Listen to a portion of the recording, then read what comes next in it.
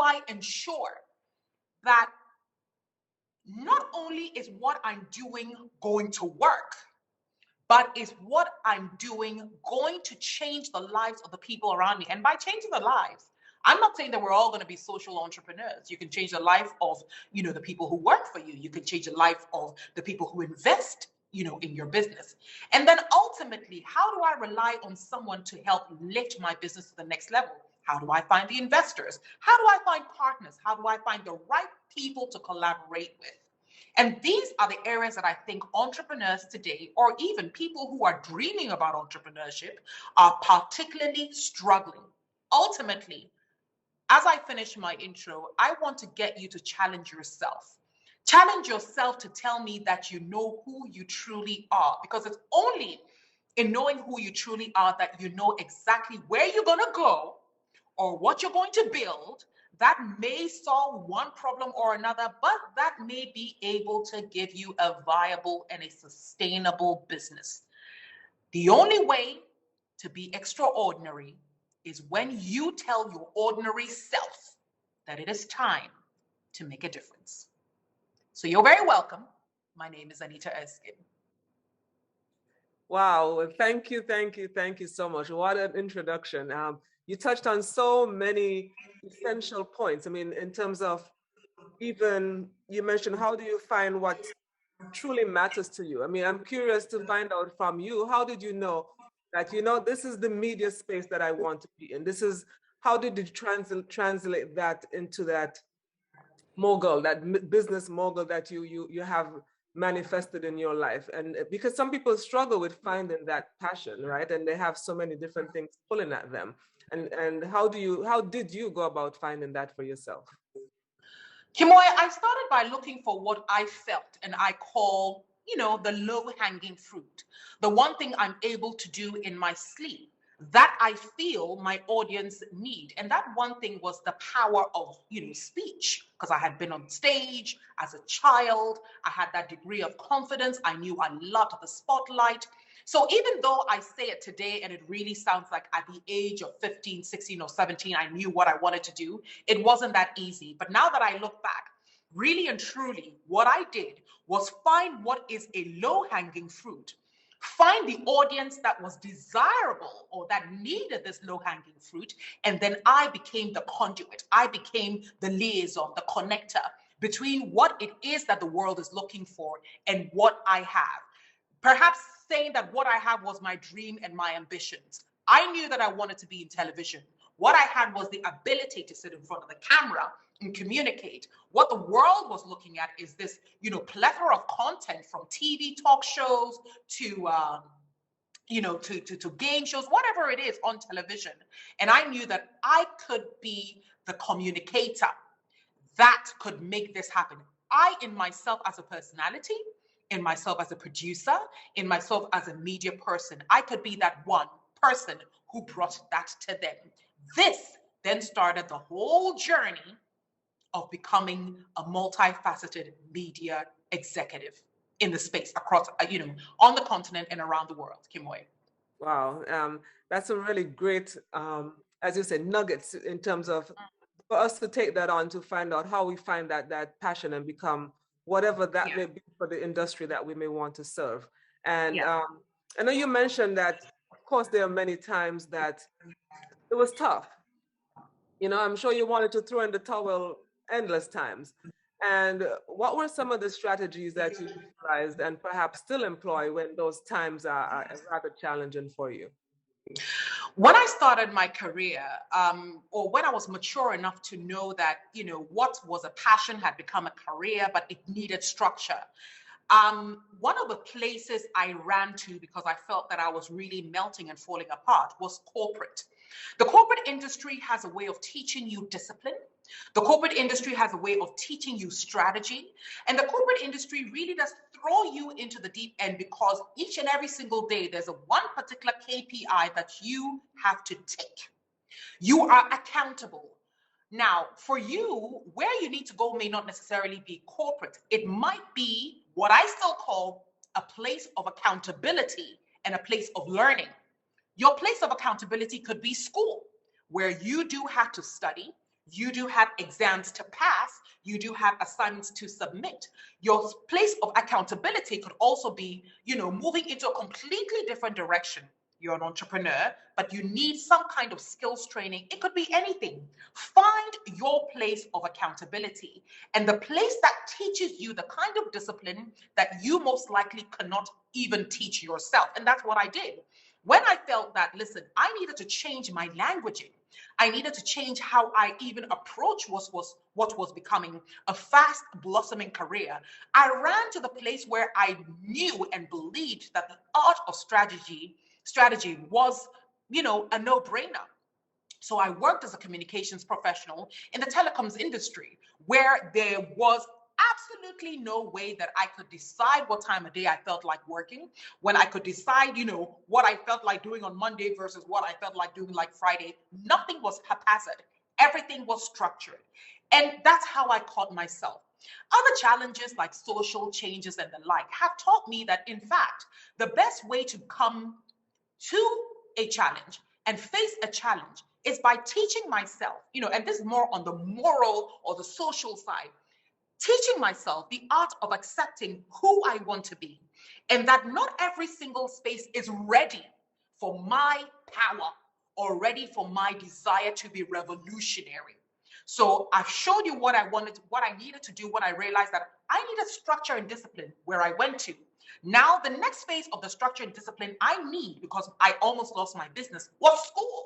I went back to school. I'm pursuing my master's at McMaster University in Hamilton, Canada, because I realized I'd reached a certain place where the art of education, instruction, could guide me to the next phase of my career. So this is what I've had to do in the face of challenges. Wow, amazing. I love that in terms of finding someone or something to be accountable to, and the art of accepting who you want to be and the desire to be revolutionary. I think that's amazing. And you focus on education, and just a quick question to find out from you, like what are some of the soft skills that you think are essential in business success and has been for you? You may find it quite interesting, but I find honesty and transparency as soft skills. The ability to say, I don't know how to do it, and you've got to teach me how to do it, or you've got to direct me where I can learn how to do it. It's a soft skill that begins or opens doors that you have no clue, how far they can take you. The ability to walk to someone in a networking scenario to introduce yourself is also another powerful soft skill that, as soft as it may be, is probably one of the most difficult things. And then the ability to listen to someone, regardless of whether they are in the same industry as you, but to listen to them and absorb what it is they're sharing quickly enough to see the opportunities for partnership and collaboration. Why I call the ability to listen, to learn, to pay attention to that person who you could be a partner with or you could collaborate with, a soft skill is a lot of people are so insular. They're focusing so much on what they want, who they want to be, their product, their service. Oh, my business is my baby. I cannot really talk to you about it. Oh, my business is my baby. This is how I want to go. You said that I will fail. No, I believe I won't fail. It's so narrow-minded that you don't stop a minute to listen to what the other person is saying enough to use wisdom, discernment, to see what the possibilities are. Soft skills are really and truly, I feel, sometimes what we're born with, and sometimes, what we really just kind of feel that are not that important. But speaking the truth, the honesty, getting the help you need, being able to ascertain the kind of partnerships, collaborations that may be great for you because you've listened and you paid attention, I believe are the biggest soft skills that have worked for me, as Anita. And I dare say they could work for anyone who's paying attention right now. Wow, thank you. I am certainly invigorated, and the audience seems to be really inspired by just you and your personality and that power that you emit. And so there's a question here that says, discipline has been highlighted as an important factor in determining success. Are there any daily habits you have developed successfully to keep you focused on achieving your goals? Francinta, I saw that question from you, and you know what? In the spirit of transparency and honesty, as women who really want to break through, or people, I mean, this is not just women; it's male and female who want to break through. I would say that I'm not perfect, so I do wake up every day with my notebook, and I will write all the things that I need. That I'm going to tell you, my sister or my brother. I can't even tell if you're male or female. I derail very easily. I derail so easily, and I am human. So what will happen is I could lie to you and say, oh, when I wake up in the morning, I read 2 chapters of this. No, I am so over creative that I can have a plan and literally get to noon by the day that the plan should have been executed and forgotten completely that I had a plan. So what I've said to myself is I give myself a month of activities. And this is specific to Anita because I am crazy creative as they come. I can be all over the place. So in a month, I know that there's certain key things that I need to achieve. So if it's reading a book, I'll say, as long as it's done by the end of the month, it shall be done. If it's connecting with friends, as long as it's done by the end of the month, if they're available to see me, it shall be done. And on and on and on. Specifically, now that I'm in school, again, as I mentioned, I'm learning the art of having to sit still and get tasks done. Because you can't always say, well, I'm creative, so I'll do it at my own time. No, because as great and sweet as procrastination may be, it has the ability to derail you in a way that you sometimes cannot catch yourself back.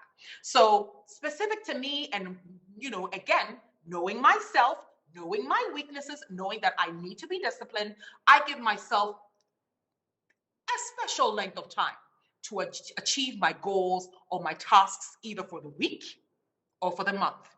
That's what I do for myself. Thank you so much. Knowledge of self is essential. It's so key, and Absolutely. Well said. I see a question here also from Ruva, which says, knowing what you know now, is there anything you would have done differently when you were first starting out? If I knew that our world would become so complicated, and if I knew that our world would become so competitive, I would have forced myself to learn a lot more languages than I speak right now. The world in the last year has showed us that you can be in Accra, as I am right now, and communicate with people in Beijing or in Texas or whatever it is. And I think that, sometimes when you start on a journey, you generally don't see beyond that journey, or you don't anticipate changes in your world. So now that I do know what I know, I wish that at a time when I was younger and I had the brains to learn the multiple languages, that, I would have done that. And I also know that when I was looking for answers, when I started my business, or even when I was working with people, if I just taken my studies in school seriously, and if I just not been so complacent because, well, I know how to do what I'm already doing, I would have gone further in my ability to be analytic, in my ability to be, conscious, in my ability to see way beyond who I am. Thankfully, as God is so merciful, I figured this out soon enough. So very great question. So I advise everyone to kind of look beyond who you are right now and think about use the crazy parts of your mind to think about what's the worst the world can be that can make you, or that can push you to the wall. And are you ready when that worst hits? Because COVID-19 has taught us it can happen at any time. Wow.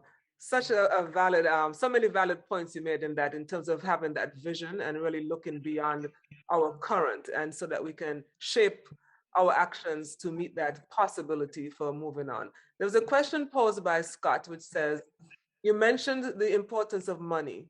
As I bootstrap my venture and I'm trying to stretch what is never enough money, what tips can you provide to me for finding additional money or investors? First of all, investors don't come finding you, okay? So that fear of not putting yourself out there because you're afraid of rejection has got to go out the window, especially if you need the money just the way that my dear brother, my dear sister, I need it. Scott, thank you so much for this question. What a lot of people say, well, you know what, the money is not important. It's the passion. I say, no, I disagree. The passion is, the passion will always be there, but the money is what fuels the passion. Also, preparedness. There's nothing like saying, you know what, this project or this business is like a baby to me, so I just really don't want it to grow. I just really want it to be small. No. Even if it's a big or a small project or a small business, it requires money. So I say, in the world of networking, in the world of Uber connectivity, in this digital world, start putting the necessary pillars together that makes you or your business attractive to investors. The investors are out there. They've got their eyes peeled for the next big talent. They've got their eyes peeled for the next big, potential digital business, whatever kind of business. You've got to put yourself out there. Remove yourself out of the comfort zone, out of the little tiny box where you hope that by some, luck, you will be discovered. Go to conferences, connect, find your mentors, find the people in your space who've done this before you, who are even changing the blueprint of what it is that they do. Push yourself out of that space, because the investors are out there. They are looking for you, but they definitely will not find you if you refuse to go out there into the world. So be bold, right? And get out there. Be bold. Okay, well, let me just merge these two then. So Tinash and Amadou, I hope I'm pronouncing the names correctly. One is asking, how have you dealt with the fear of failure? And the other one is asking, how do you deal with procrastination? Beautiful. I'll do this very quickly. Failure, the fear. I'm so human, I'm so flesh and blood that as I sit here, I've got a big project pending and I'm so afraid. How I deal with it is by telling myself, Anita, be afraid because you're human. Don't pretend that you've got everything figured out, but do look for the various elements that help to prepare you, because the fear is going to be there. Now, the fear of failure is, it's something that overtakes us because what we're pursuing is bigger than us. It's bigger than our dreams. So I always tell people, I don't want to give you a tip on how to get rid of that fear, because it will always be there. It's a big lie if I say to you, you know what? Wake up in the morning and go for a jog and do this. No, you will always be afraid that you will fail. But do bask in the glory of that feeling, because the one thing it means is that you are willing and you are about to embark on a journey for which you have no idea how it will go, but you've made up your mind that you will do it. Always remember, you are only afraid because you have started on something great. Think about it. If you haven't started, think about it, there's no fear. But you are afraid because you have started, and it could go either way. The other thing about it is, because you are afraid, be prepared. Fear is the ability to, or fear is the lack of, almost not knowing how you can control a situation. So the opposite of that fear is putting in place all the elements that can make you as prepared as possible, so that when the challenge hits, the one thing that you at least can tell yourself you have is that document, because you're ready. So I'll give you an example very quickly. You're going to meet an investor, okay? He or she may like your business idea, may like your proposal, or they may not. You are afraid that they may not even like you. The only thing that you can possibly be is prepared with the kinds of questions you think they'll ask, have those answers, talk to your mentor, let him or her help you with a list of questions. 2 is to be prepared with a thoroughly researched, data analyzed, beautifully, compiled proposal. Be prepared with that proposal. And then at the end of the day, the other thing that you could be prepared with is your prayers. Very quickly, Kim, what was the other question? I'll go on it very quickly. It's about procrastination. Procrastination is the mother of all invention. Ooh, my mother's going to hate me if she hears this, because she always used to say, Anita, but let me tell you something about procrastination. Let me tell you very quickly. And do not reference me. Unfortunately, this is recorded, so the world will hear. Procrastination, huh? Procrastination happens because you've told yourself you need to do something, but you have no clue how you're going to do it. So you procrastinate. It's a big project. It's a big, whatever it is. How I dealt with procrastination is by saying, I've got this 50-page gargantuan proposal that needs to be done by the end of the month. I will work on this 50-page project little by little every single day, 30 minutes a day. And this is where discipline comes into play. Because when it's time for us to either submit our proposal or start our business, whatever it is, the one thing you cannot use as a valid excuse to whomever is expecting it is that, ooh, I procrastinated because I didn't know when to start. When you are a mature adult, when you are a mature person, when you are serious, you admit that, yeah, you have a problem with procrastination, but you also tell yourself that because I know that eventually I'm going to kick myself because I procrastinated, I'm going to discipline myself to work on this little by little every single day. It solved my procrastination problem a lot. What is unique to Anita, however, disclaimer, it might not work for you, is that I found that it's sometimes very spiritual for me, that I procrastinate a lot because I'm sometimes not very sure of what it is I have to make a decision of, sure that it's in line with what I believe in, or I just don't know how to approach it. So I kind of go back to unlearning what I've learned, speak to people I trust, and I say, I've got a big problem. I've got to start working on this. I'm procrastinating because I just don't know how. And then hopefully I find someone who trusts, who I can trust enough to guide me through the process. And that's what I've done. That has helped me through my disease with procrastination.